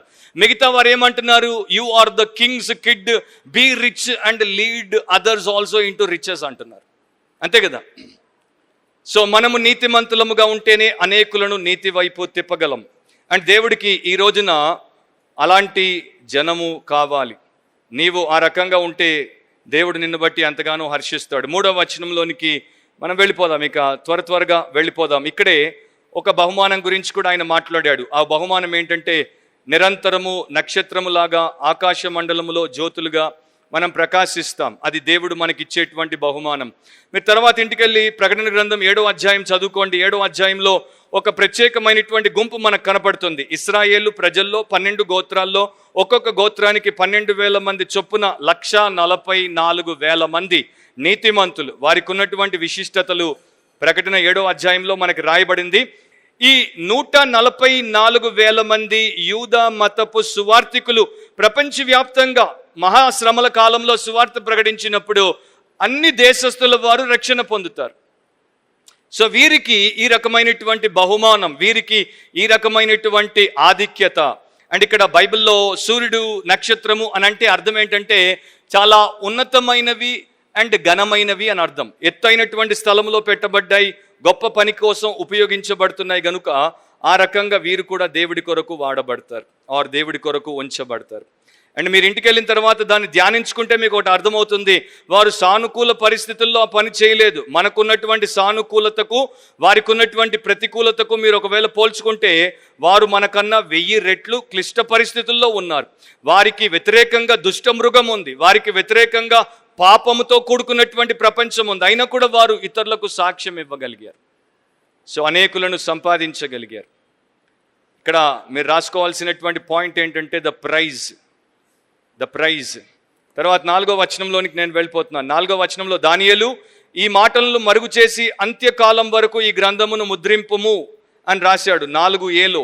దీన్ని ద ప్రిజర్వేషన్ అంటాను. ద ప్రిజర్వేషన్, భద్రపరచుట, లేకపోతే ముద్రించి సురక్షితముగా ఉంచుట.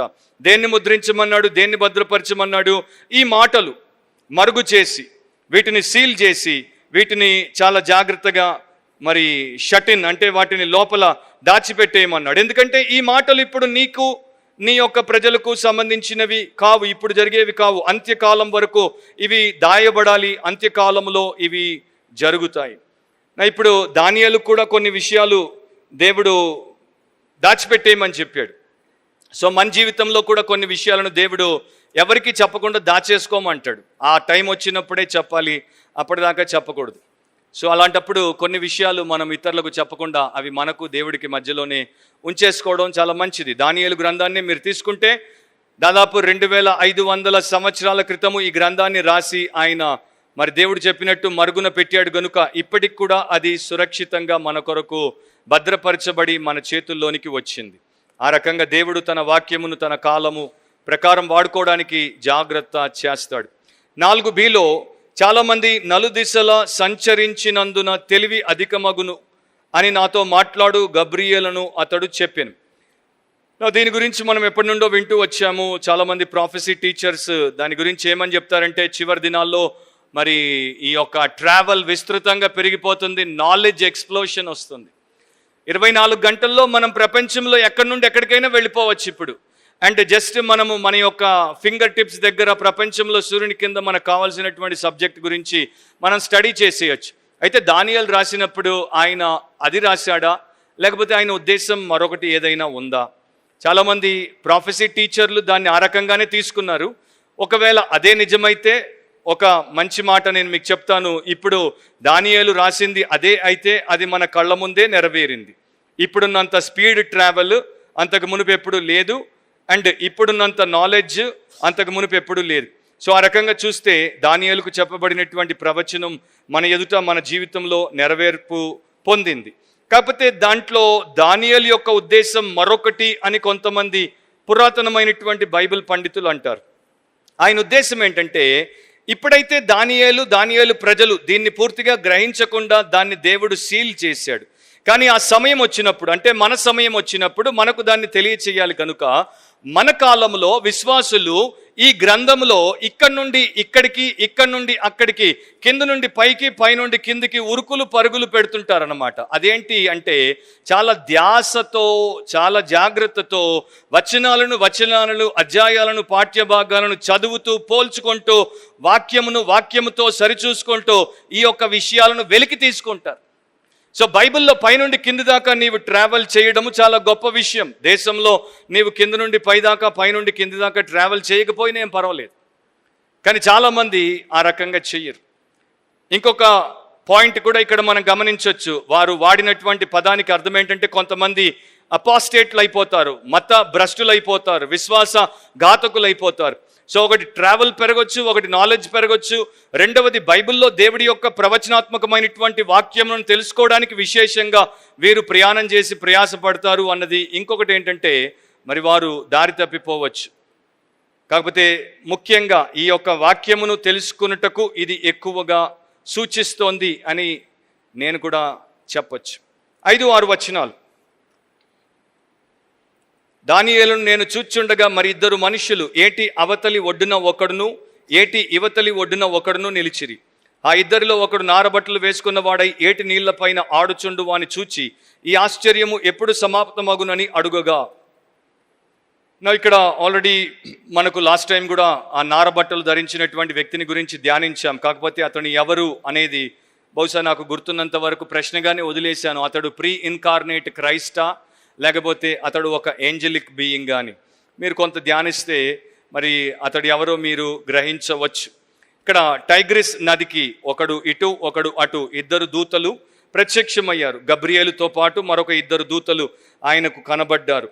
అయితే నీటి మీద నారబట్టలు ధరించుకున్నటువంటి మరొకడు మరి ఆయనకు కనబడ్డాడు. వీరి మధ్యలో జరుగుతున్నటువంటి సంభాషణ, ఒక దూత ఈ యొక్క నీటి మీద నారబట్టలు వేసుకున్నటువంటి ఆయనను ఈ రకంగా ప్రశ్నించాడు. ఈ ఆశ్చర్యము ఎప్పుడు సమాప్తమగునని అడుగగా దానికి ఆ యొక్క నీటి మీద ఉన్నటువంటి నారబట్టలు వేసుకున్నటువంటి వ్యక్తి జవాబిచ్చాడు. కాకపోతే ఇక్కడ ఈ 2 దూతలు ఎందుకు అని స్కాలర్లు చాలా రకాలుగా మరి తెలుసుకునే ప్రయత్నం చేశారు. కానీ ఎవరు కూడా దాని గురించి సరైనటువంటి అంటే ఇంటర్ప్రిటేషన్ని ఇవ్వడము కష్టము అని చెప్పారు. కాకపోతే ఒక సూచన బైబిల్లో మనకి తెలుపబడుతుంది. ఏదైనా గంభీరమైనటువంటి విషయం చెప్పే ముందు 2 లేక 3 సాక్షుల సమక్షంలో దాన్ని దేవుడు చేసే అలవాటును కలిగిన వాడు.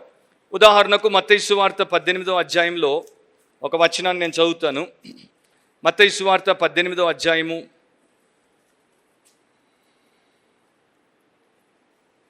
16వ వచనం. అతడు వినిన ఎడల 2-3 సాక్షుల నోట ప్రతి మాట స్థిరపరచబడినట్లు నీవు ఒకరిద్దరిని వెంటబెట్టుకొని అతని యొద్దకు పొమ్ము. సో 2-3 సాక్షుల నోట ప్రతి మాట స్థిరపరచబడుతుంది కనుక ఆ రకంగా చేయమని ఆయన చెప్పాడు. దూతలు ఈ రకంగా ప్రశ్నించడానికి, ముఖ్యంగా ఒక దూత ఆయన ఈ రకంగా ఇది ఎప్పుడు ఈ యొక్క అంతం వస్తుంది అని అడగడానికి కారణం ఏంటంటే, దూతలకు పరిపూర్ణమైనటువంటి జ్ఞానము లేదు. దేవుడు ఒక్కడే సంపూర్ణ జ్ఞాని, మిగతా అందరూ కూడా పరిమితి గల జ్ఞానం కలిగిన వారు. కనుక మనము మన జీవితాన్ని నడపడానికి మనుష్య జ్ఞానం మీద, దూతల జ్ఞానం మీద, లేకపోతే దయ్యముల జ్ఞానం మీద ఎట్టి పరిస్థితుల్లో కూడా ఆధారపడకూడదు. ఈ మధ్య నాకు ఒక క్రైస్తవురాలు ఫోన్ చేసింది. ఆమెకున్నటువంటి సమస్య చాలా జటిలంగా ఉంది కనుక ఆమె ఇంటి వారు కూడా క్రైస్తవులను ఒప్పుకుంటున్నారు. వారు ఆమెను బలవంత పెట్టి ఒప్పించి ఒక ముస్లిం మంత్రగాడి దగ్గరికి తీసుకెళ్ళారు. సో ముస్లిం మంత్రగాడు ఆమెను కాసేపు కూర్చోబెట్టి ఏదేదో చేసిన తర్వాత, ఇది నీకు చిన్నప్పుడే ఎవడో చేసినటువంటి చేతబడి, దాన్ని నేను విరగ్గొడితే కానీ నువ్వు బాగుపడవు అని చెప్పాడు. కరెక్ట్గా అదే రాత్రి ఆమె ఇంటికి వచ్చి దుఃఖంలో ఉంటే, ఆమె నా యూట్యూబ్ సబ్స్క్రైబర్ అనమాట. సో అదే రాత్రి 9 గంటలకు నా మెసేజ్ వచ్చింది. ఏంటా మెసేజ్? మంత్ర ప్రయోగము దుష్టత్వమే. పొద్దున్నే మంత్రగాడి దగ్గరికి పోయి వచ్చింది, రాత్రికి మెసేజ్ వచ్చింది. అంటే ఆ మామూలు వ్యక్తి కూడా కాదు, ఒక గవర్నమెంట్ హాస్పిటల్లో హెడ్ నర్సు, 61,000 రూపాయలు ప్రతి నెల జీతం సంపాదించే వ్యక్తి. ఆ రాత్రే పశ్చాత్తాపడింది. నెక్స్ట్ డే నాకు ఫోన్ చేస్తే మరలా నేను చెప్పాను, మరలా పశ్చాత్తాపడమని. పశ్చాత్తాపడి నేను ఇంత తప్పు చేశాను, చాలా దుర్మార్గంగా ప్రవర్తించాను అని ఒప్పుకుంది. సో మనం ఎప్పుడు కూడా మనుషుల మీద, దయ్యముల మీద, దూతల మీద పూర్తిగా ఆధారపడకూడదు. దేవుని యొక్క వాక్యమును దూతలు తెచ్చినా, మనుషులు తెచ్చినా అంగీకరించి వాక్యముతో సరిచూసుకోవచ్చు, కానీ వాటిని మనం ఆధారం చేసుకోకూడదు. అది చాలా ముఖ్యమైనటువంటి విషయం. ఈ చీకటి లోకంలో మనకు నిత్యము సత్య మార్గంలో నడిపించేటువంటి ఏకైక విషయం ఏంటంటే దేవుని యొక్క వాక్యం. అండ్ పరిశుద్ధాత్మ దేవుడు వాక్యము ద్వారా మనల్ని నడిపిస్తాడు. 7వ వచనాన్ని మీరు గమనిస్తే, ఆ నారబట్టలు కలిగినటువంటి వ్యక్తి మాట్లాడుతుంటే ఈయన విన్నాడు, దానియేలు విన్నాడు. ఏమనగా, అతడు తన కుడి చేతిని ఎడమ చేతిని ఆకాశం వైపు పైకెత్తి నిత్య జీవియగు వాని నామమున ఒట్టు పెట్టుకొని, ఒక కాలము, కాలములు, అర్ధకాలము పరిశుద్ధ జనము యొక్క బలమును కొట్టివేయుట ముగింపబడగా సకల సంగతులు సమాప్తములగున నేను. సో ఇక్కడ ఆయన 2 విషయాలు మనకు, ఒకటేమో ఫస్ట్ 2 చేతులు పైకెత్తాడు, దేవుణ్ణి స్తుతించాడు, దేవుణ్ణి గణపరిచాడు. దేవుని పేరట పౌలు భక్తుడు అంటాడు తిమోతికి, దేవుడి పేరట ఆనబెట్టి నీకు చెప్పుచున్నాను అని. ఆ ప్రకారము ఈయన కూడా చెప్పాడు. మీరు అబ్రాహాము కూడా ఆ రకంగా చేయడము ఆదికాండం 14వ అధ్యాయం 22వ వచనంలో చదువుకోవచ్చు. ఆ రాజు వచ్చి ఆ సొమ్మునిస్తున్నప్పుడు దేవుడి వైపు చెయ్యెత్తి ఒక గొప్ప స్టేట్మెంట్ అబ్రహాము చేస్తాడు. సో ఇతడు కూడా దేవుణ్ణి స్తుతించిన తర్వాత గంభీరమైనటువంటి విషయాన్ని చెప్పాడు. అంటే ఈ యొక్క సమాప్తం ఎప్పుడు వస్తుందో దానికి ముందు ఆ యొక్క శత్రువుకు నియమించబడినటువంటి కాలం ఏంటో అతనికి తెలియజేశాడు. అది మనం ఆల్రెడీ చూసాం కనుక నేను దాని మీద కామెంట్ చేయను. 8-9 వచనాలు, ద పిటిషన్, విన్నపము. దానియేలు అంటున్నాడు, నేను వింటిని గాని గ్రహింపలేకపోతిని, నా ఏలినవాడా వీటికి అంతమేమని నేను అడుగుగా. దానియేలు ఎంత గొప్ప జ్ఞానో, దానియేలు ఎలాంటి జటిలమైనటువంటి దర్శనములనైనా, జ్ఞానానికి అందని విషయములనైనా ఏ రకంగా సులువుగా చెప్పేయగలడో ఈ గ్రంథంలో మనం నేర్చుకున్నాం. అలాంటి గొప్ప వ్యక్తి, అలాంటి గొప్ప భక్తుడైనటువంటి దానియేలు ఏమంటున్నాడు, నేను విన్నాను కానీ గ్రహించలేకపోయాను. సో దానియేలు కూడా గ్రహించలేని విషయాలు కొన్ని ఉన్నాయి. మనము అన్నీ తెలుసు అని ఎప్పుడూ అనుకోకూడదు. మనకు తెలిసినవి తక్కువ, మనకు తెలియాల్సినవి ఎక్కువ. సో అతన్ని అడుగుతున్నాడు, నా ఏలినవాడా వీటికి అంతమేమని అడుగుగా అతడు దానియేలుకు ఆన్సర్ ఏమని ఇస్తున్నాడు చూడండి. అతడు, ఈ సంగతులు అంత్యకాలం వరకు మరుగుగా ఉండునట్లు ముద్రింపబడినవి గనుక దానియేలు నీవు ఊరకుండమని చెప్పాను. సో దానియేలుతో చెప్పాడు. దానియేలుకి ఆన్సర్ ఇవ్వలేదు, అంటే అదేంటో తెలియచేయలేదు. కానీ నీవు ఇది తెలుసుకోవాల్సిన అవసరం లేదు, ఇది నీకు నీ ప్రజలకు ఈ కాలానికి కాదు, అంత్యకాలానికి సంబంధించింది కనుక ఇది నీవు ఇక విడిచిపెట్టేసేయి, ఊరుకో అని దానియేలుకు చెప్పాడు. సమ్ టైమ్స్ నాకు కొన్ని అర్థం కాకపోతే నేను ప్రార్థన చేస్తాను. ప్రార్థన చేసినప్పుడు ఇప్పుడు టైం కాదు అంటే ఇక వదిలేస్తాను. దాని మీద ఇక కుస్తీ పడాల్సినటువంటి అవసరం లేదు. దానిలో ఏముంది అప్పుడే నేను తెలుసుకోవాల్సిన పని లేదు. బహుశా ఇంకొక 10 ఏళ్లకు నాలో దేవుడు మెచ్యూరిటీని తెచ్చినప్పుడు అప్పుడు తెలియజేస్తాడేమో, అప్పుడు ఆయన ఆ రకంగా నాకు బయలుపరుస్తాడేమో అని నేను దాన్ని వదిలేస్తాను. కాకపోతే దానియేలు ఎందుకని ఆ రకంగా కుతూహలాన్ని చూపాడు, లేకపోతే ఎందుకని అంతగా ఆయన ఆసక్తిని కనపరిచాడు, తన ప్రజల యొక్క అంతము లేకపోతే వారి యొక్క భవిష్యత్ కార్యాచరణలో ఏమి జరుగుతుందని ఆయన ఎందుకు తెలుసుకోవాలనుకున్నాడు? ఎందుకంటే దానియేలుకు దేవుడు ఎంత ప్రియుడో ఆ దేశస్థులు కూడా అంతే ప్రియమైనటువంటి వారు. 122వ కీర్తన 6వ వచనం, యెరూషలేము యొక్క క్షేమం కొరకు ప్రార్థన చేయుడి, యెరూషలేమా నిన్ను ప్రేమించు వారు వర్ధిల్లుదురు. సో యెరూషలేము యొక్క క్షేమం కొరకు ప్రార్థన చేయడము, యెరూషలేమును ప్రేమించడము యూదులకు చాలా ఇష్టమైనటువంటి విషయం. యూదులకు మాత్రమే కాదు, క్రైస్తవులుగా ఉన్నటువంటి మనం కూడా ఇశ్రాయేలీల కొరకు ప్రార్థన చేయడము, వారిని ప్రేమించడము, వారు ప్రభువుని తెలుసుకొని రక్షణ పొందాలని కోరుకోవడము మనం కూడా అప్పుడప్పుడు, ప్రతిరోజు కాకపోయినా అప్పుడప్పుడు చేయడము చాలా అవసరం. 10 నుండి 13 వరకు మీరు గమనిస్తే, ఇక ముగింపులోనికి మనం వచ్చేస్తే, ద ప్రొనౌన్స్మెంట్ అంటే పలకడం, లేకపోతే ఒక ప్రకటన చేయడం. ఆ దూత ఇచ్చినటువంటి ఆ జవాబులో కొన్ని విషయాలు మనకు తెలుపబడ్డాయి, దానియేలు ద్వారా మనకు తెలుపబడ్డాయి. అవేంటో నేను జస్ట్ త్వరగా పాయింట్అవుట్ చేసుకుంటూ వెళ్ళిపోతాను. మొదటిది, అనేకులు తమ్మును శుద్ధిపరుచుకొని ప్రకాశమానులను నిర్మలులను అగుదురు. సో అనేకులు తమను శుద్ధి చేసుకుంటారు, ప్రకాశమానులు నిర్మలులుగా అవుతారు. నా ఇప్పుడు దీని అర్థం ఏంటంటే, వారు మహాశ్రమల కాలములో, లేకపోతే దానికన్నా ముందు వారు క్రైస్తవ భక్తులుగా శ్రమల కాలములో శ్రమల గుండా పోయినప్పుడు, శ్రమల ద్వారా వారు శుద్ధి చేయబడతారు. పర్సిక్యూషన్ ద్వారా వారు ప్యూరిఫై అవుతారు. అండ్ తర్వాత పాయింట్ నేను మీకు చెప్పినప్పుడు మీకు అర్థమవుతుంది, పర్వర్షన్ ద్వారా కొంతమంది డిఫైల్ అవుతారు. సో పర్సిక్యూషన్ అనేది దేవుడు తన ప్రజలకు ఆయా సమయాల్లో ఎందుకు నియమించాడంటే, తద్వారా వారు శుద్ధులు అవ్వడానికి. సో ఇక్కడ రాయబడినటువంటి దాని యొక్క అర్థం ఏంటంటే, ఈ చివరి దినాల్లో నిజముగా భయము భక్తి కలిగినటువంటి విశ్వాసులందరూ అనేక రకములైనటువంటి హింసలకు, లేకపోతే శ్రమలకు అనుమతించబడతారు, తద్వారా వారు శుద్ధులవుతారు. యేసు ప్రభు శ్రమల ద్వారా విధేయతను నేర్చుకున్నాడు కనుక మనం కూడా అదే పద్ధతిలో మనము ఆయన యొక్క పోలికలో ఎదగాలి. కనుక మనకు తప్పకుండా శ్రమ, ఒత్తిడి అనేవి దేవుడు ఎదురయ్యేటట్టు చేస్తాడు. సో దానియేలుకు అది మొదట తెలుపబడింది. యూదులు, క్రైస్తవ విశ్వాసులు చివరి దినాల్లో శ్రమ ద్వారానే పవిత్రపరచబడతారు. దుష్టుల గురించి ఏం చెప్పాడు చూడండి, దుష్టులు దుష్ట కార్యములు చేయుదురు గనుక.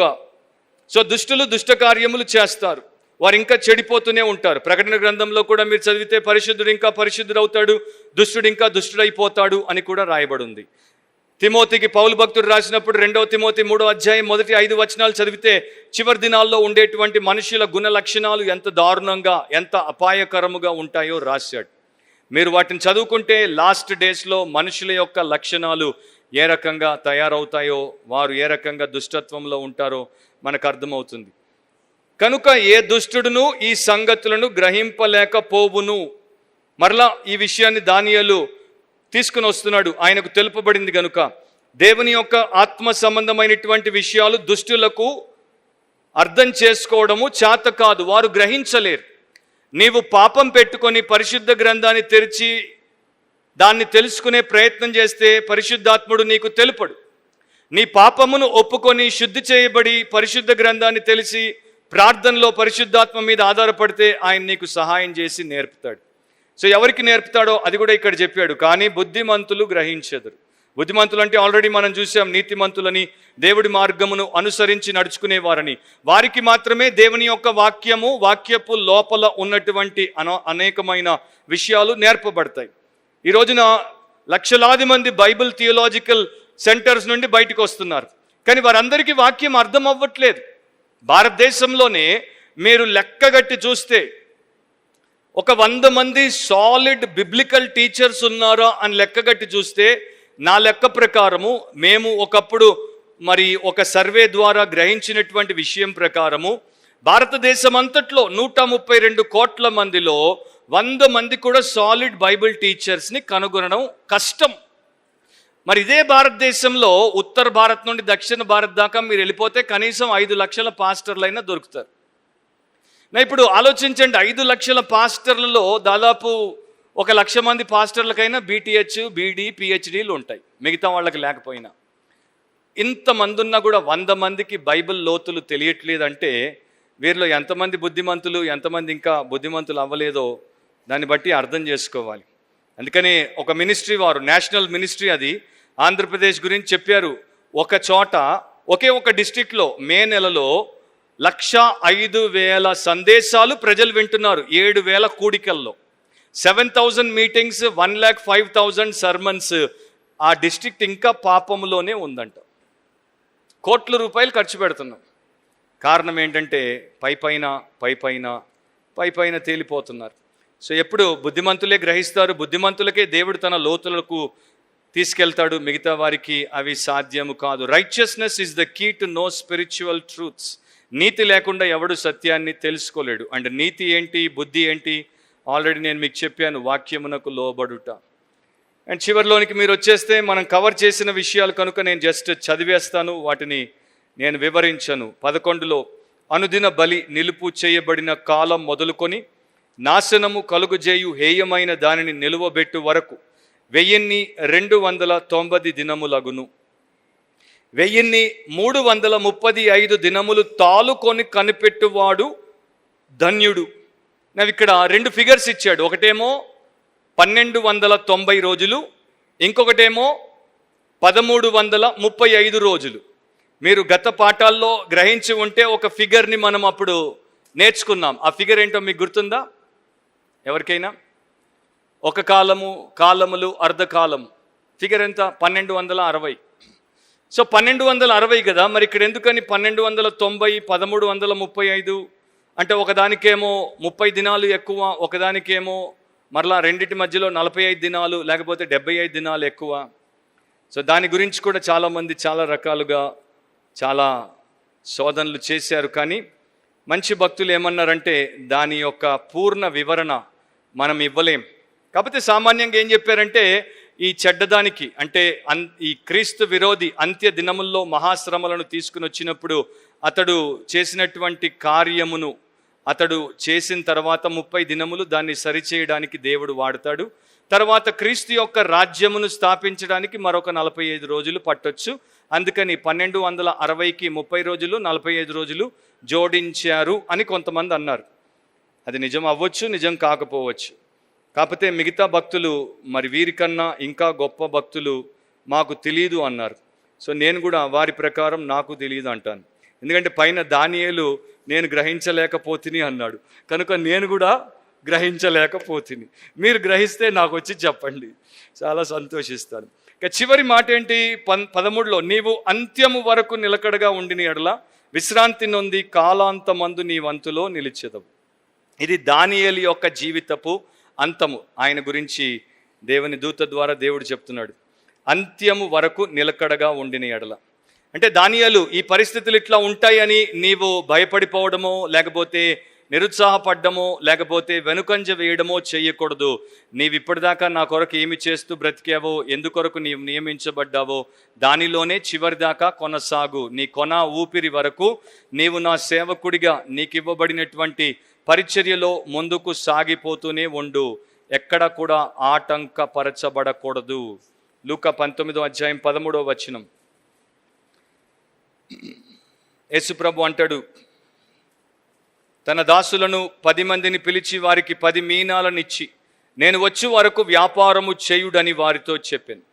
సో నేను వచ్చే వరకు మీకు ఒకే ఒక పని, నేను వచ్చే వరకు మీకు ఒకే ఒక లక్ష్యం, నేను వచ్చే వరకు మీకు ఒకే ఒక పరిచర్య, నా పని. దాన్ని చేస్తూ ఉండండి, నిర్విరామంగా చెయ్యండి, అలసిపోకుండా చెయ్యండి, అలక్ష్యము లేకుండా చెయ్యండి, మిగతావన్నింటినీ పక్కన పెట్టండి, కానీ నేను వచ్చే వరకు నా వ్యాపారము చెయ్యండి. సో సేమ్ థింగ్ ఇక్కడ దానియేలుకు దేవుడు కూడా చెప్పాడు, నువ్వు ఆ రకంగా చేస్తే నీవు విశ్రాంతి నొంది కాలాంతమందు నీ వంతులో నిలుస్తావు. సో నీవు విశ్రాంతి నొందుతావంటే నీవు చనిపోతావు, నీవు కూడా అందరిలాగానే కొనిపోబడతావు, మరలా నీవు తిరిగి లేపబడతావు.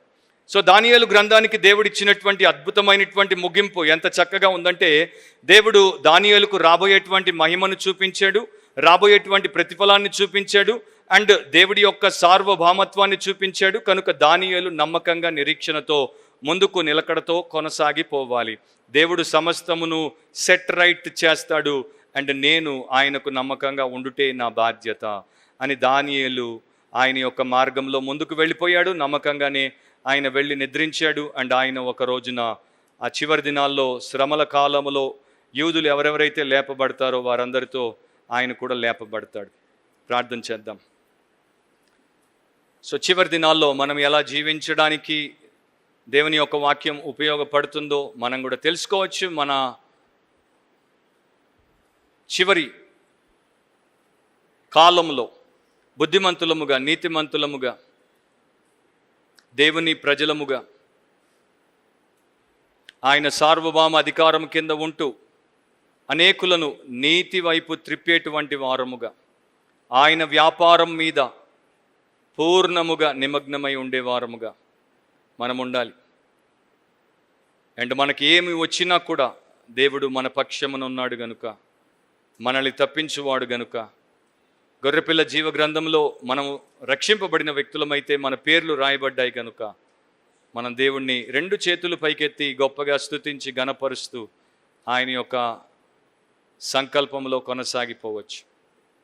పరిశుద్ధుడైన మా దేవ, మరి దానియేలు గ్రంథాన్ని మాకున్నటువంటి కొద్దిపాటి పరిమితి గల జ్ఞానంతో మీ కృపను బట్టి మేము ధ్యానించడానికి ఇంతవరకు మరి ఒక్కొక్క లెసన్ని మేము నేర్చుకోవడానికి మాకు సహాయం చేసినందుకు మీకు కృతజ్ఞతలు.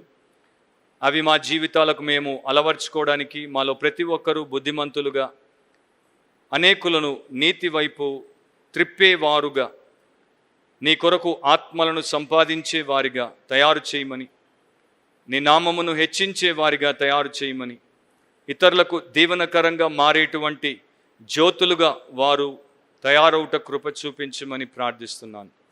అన్నింటిలో కూడా మరి ఆ భక్తుడు, ఆ సంఘ సభ్యుడు అన్నట్టు, ఎలా ఉన్నావంటే బెటర్ దెన్ ఐ డిజర్వ్, నేను ఉండాల్సిన దానికన్నా బాగున్నాను, నా యొక్క యోగ్యత కన్నా బాగున్నాను అని వారు కూడా తలంచి లోక విషయాల చేత విచ్ఛిన్నమైపోకుండా వాక్యపు అవగాహనతో వాక్యపరమైనటువంటి ఆలోచన చేయగలిగి నీ కొరకు తమ జీవితాలు వినియోగకరంగా ఉంచుకునే కృప దయచేయమని యేసు నామమున అడిగి ప్రార్థిస్తున్నాం తండ్రి. ఆమేన్.